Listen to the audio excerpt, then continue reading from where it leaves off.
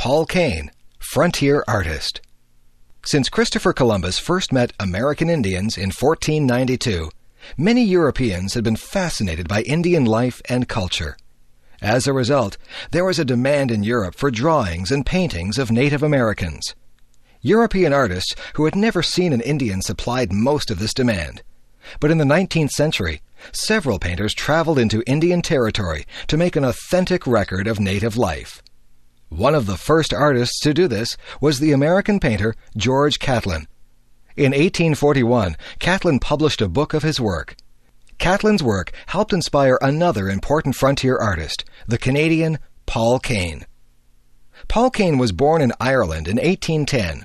His family moved to Toronto, Ontario, Canada, when Paul was 9 years old. The young boy was not very interested in school. At that time, there were still Indians living in wigwams in the Toronto area. Young Paul liked visiting the Indian village instead of going to school. Since Paul spent little time in school, he was largely a self-taught artist. He also became a surprisingly good writer, considering that he had not spent much time studying spelling or grammar. After working some years making and decorating furniture, Kane was ready to travel. He spent the years from 1836 to 1841 living and traveling in the United States. Then he traveled in Europe from 1841 to 1843, studying the great painters of the past.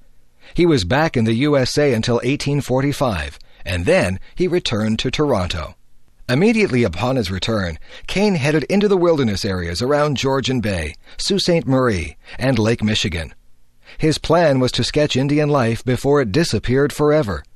American Indians were dying so rapidly from European diseases such as measles and smallpox that many people believed they would soon vanish as a race. Their culture was threatened too. As white settlers demanded more land, Indians were being herded into small pieces of land called reservations. Here they could no longer practice their traditional way of life. Kane wanted to capture Native American life while it still existed. Kane returned to Toronto at the end of 1845. He had received one good piece of advice, and that was if he wanted to travel into the wilderness, he would have to go with experienced people. He was able to get the support of the governor of the Hudson's Bay Company, Sir George Simpson. In May 1846, Kane joined the annual canoe fleet of fur traders going west. Kane would travel all through the wilderness areas of Western Canada and northwestern USA. During this time, he made hundreds of sketches of Indian life.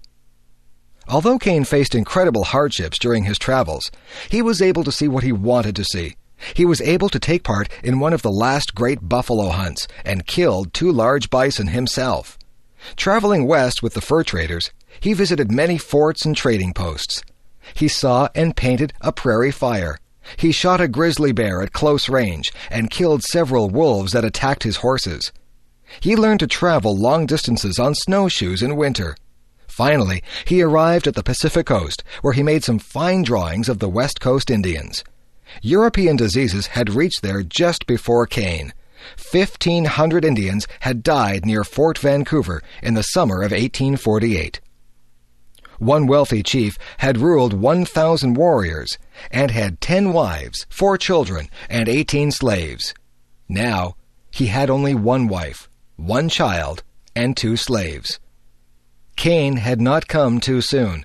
However, there were tribes still unaffected by Western culture and Western diseases. Kane also traveled widely around the Columbia River in northwestern USA. Everywhere he went, he sketched Indian chiefs and scenes of native life.